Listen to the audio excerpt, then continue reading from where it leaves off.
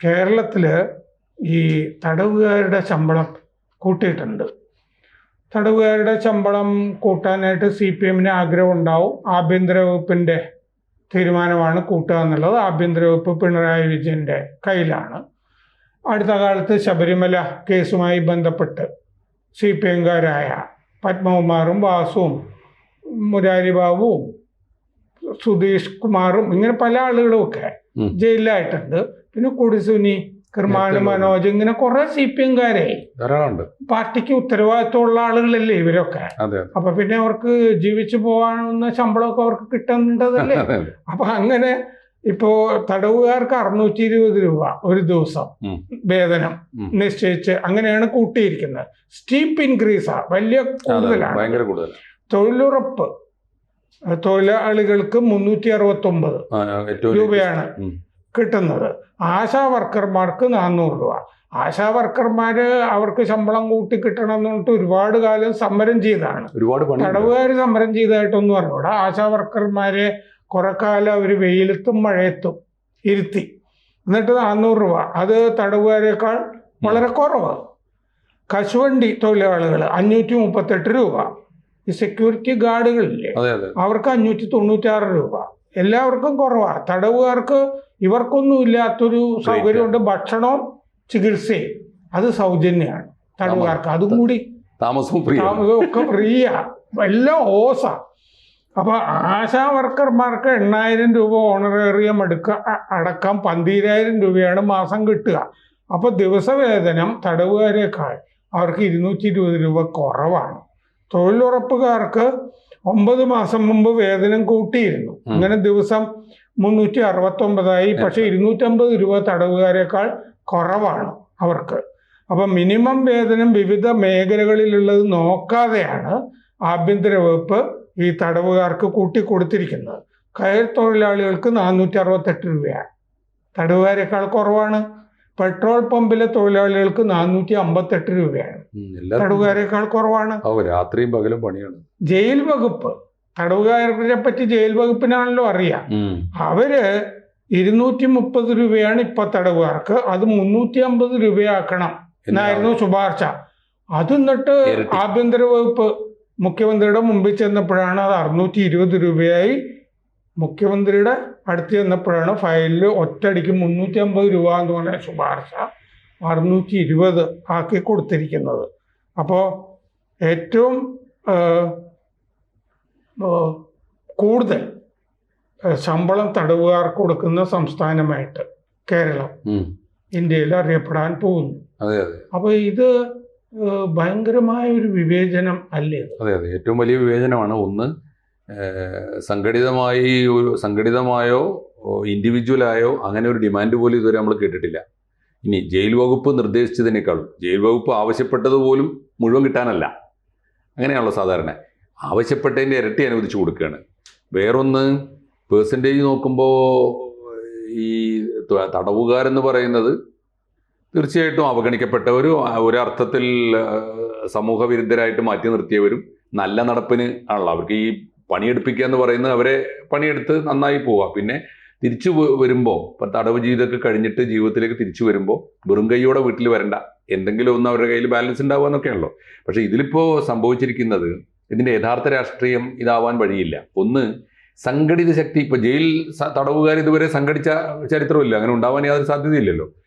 പക്ഷേ സംഘടിതരല്ല അവരെങ്കിൽ പോലും അവർ പവർഫുള്ളാണ്. അതെ, കഴിഞ്ഞ കുറേ കാലമായിട്ട് കണ്ണൂർ സെൻട്രൽ ജയിൽ ഉൾപ്പെടെ, വിയ്യൂർ സെൻട്രൽ ജയിൽ ഉൾപ്പെടെ, പ്രധാനപ്പെട്ട അട്ടക്കുളങ്ങരയിൽ ഉൾപ്പെടെ പ്രധാനപ്പെട്ട ജയിലുകളിലൊക്കെ ക്രിമിനലുകൾ ഉദ്യോഗസ്ഥ മേധാവികളെ പോലും ഭരിക്കുകയും പേടിപ്പിക്കുകയും. അവരെ അവിടുത്തെ ഉദ്യോഗസ്ഥർക്ക് കോഴയൊക്കെ കൊടുക്കുന്നുണ്ട്. ഒന്ന് കോഴ കൊടുക്കുന്നു സാർ ഒരു ഭാഗത്ത്, മറ്റേത് ഭീഷണിയാണ്.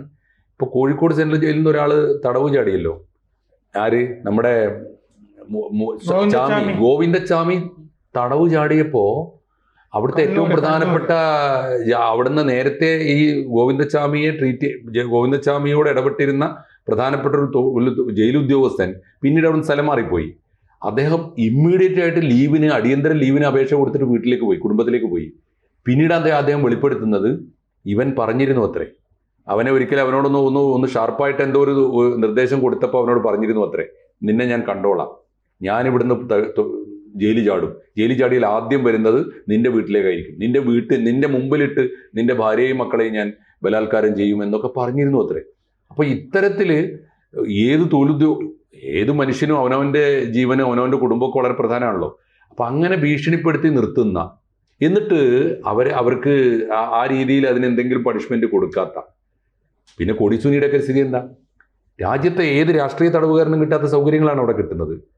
അയാൾക്ക് കൈക്കൂലി കൊടുത്താലും ഇല്ലെങ്കിലും അയാൾക്ക് വേണ്ടതൊക്കെ എത്തുന്നു, എല്ലാ സൗകര്യങ്ങളും. മൊബൈൽ ഫോണുകൾ വരുന്നു, അവർക്ക് ആവശ്യമുള്ള എല്ലാ മദ്യം കോടതിയിൽ കണ്ടില്ലേ സാർ, കണ്ടില്ലേ? കോടതിയിൽ ഹാജരാക്കാൻ കൊണ്ടുപോകുമ്പോൾ പറയുന്നിടത്ത് വണ്ടി നിർത്തുക.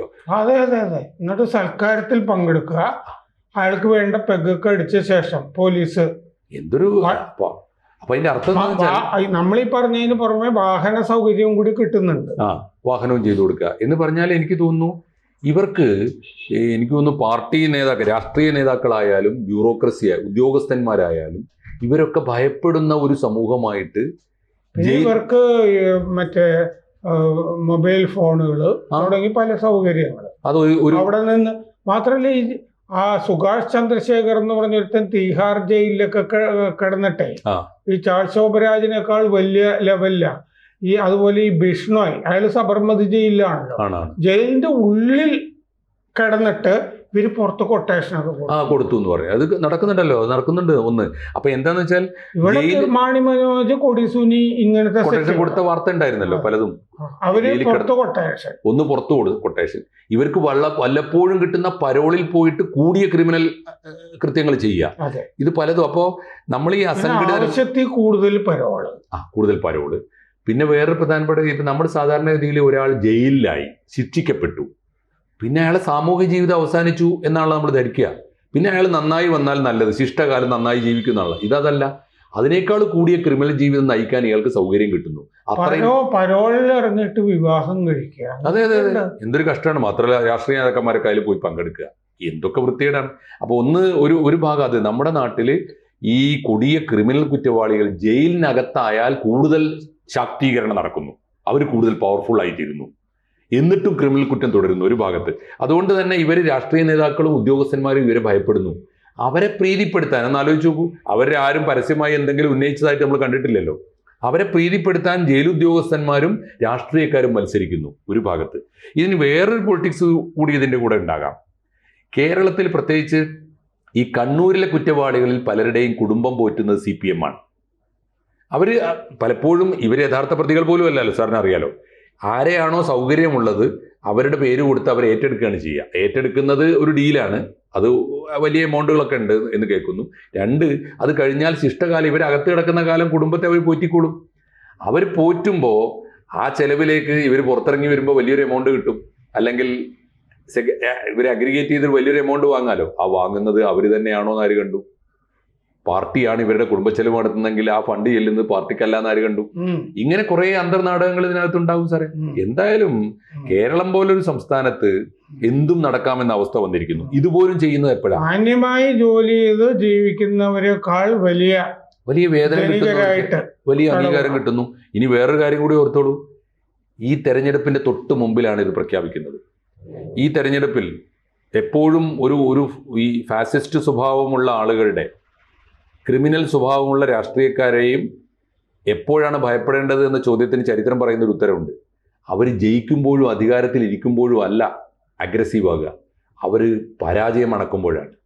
പരാജയത്തിന് തൊട്ട് മുമ്പിൽ എത്തി നിൽക്കുമ്പോൾ അവർ എന്തും ചെയ്തേക്കും. ഒരു പക്ഷേ ഈ സമയത്ത് കൊടിയ ക്രിമിനലുകൾക്ക്, ജയിലിനകത്തിരുന്നിട്ട് ഇപ്പോഴും ക്രിമിനൽ കൃത്യങ്ങളെ നയിച്ചുകൊണ്ടിരിക്കുന്ന ഇത്തരം ക്രിമിനലുകൾക്ക് വഴിവിട്ട സൗകര്യങ്ങൾ ചെയ്തു കൊടുക്കുന്നത് ഒരു തെരഞ്ഞെടുപ്പിന്റെ തൊട്ട് മുമ്പാകുമ്പോൾ എന്തും സംശയിക്കണം. ഈ സാഹചര്യത്തിൽ അവരെ എന്തൊക്കെ ഏൽപ്പിച്ചുകൂടാ, എന്തെന്ത് കൊട്ടേഷൻ അവർക്ക് കൊടുത്തിട്ടില്ല എന്നെന്താ ഉറപ്പ്?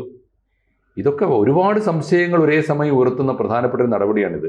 ഇതിൽ പല കാറ്റഗറി ഉണ്ട് എന്ന് കേൾക്കുന്നു. ഏറ്റവും കൂടിയതാണ് സാറ് പറഞ്ഞ 620, ഈ നോൺ സ്കിൽഡ്, സെമി സ്കിൽഡ് എന്നൊക്കെ പറഞ്ഞിട്ട്. കാറ്റഗറി എന്തായിരുന്നാലും കൊടുക്കുന്നത് സർക്കാരിന്റെ ഖജനാവിൽ നിന്നുള്ള പണമാണ്. ഇതിന് പുറമെ ഇവരാവശ്യപ്പെടുന്ന എല്ലാ സൗകര്യങ്ങളും കൊടുക്കുന്നു, ആവശ്യപ്പെടുന്ന ഭക്ഷണം കൊടുക്കുന്നു. ഇപ്പൊ പഴയ പോലെ നല്ല സാറേ, ഗോതമ്പുണ്ടയുടെ കാലമൊക്കെ കഴിഞ്ഞൊക്കെ പോയി.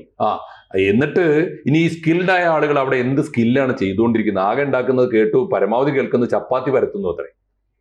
വേറെ എന്താണ് ഇവരുടെ സ്കിൽ വർക്ക് കൊണ്ട് എന്ത് ഗുണമാണ് കേരളത്തിന്റെ പുറത്തേക്ക് ഒരു ഔട്ട്പുട്ട് എന്താ ഉണ്ടായിട്ടുള്ളത്?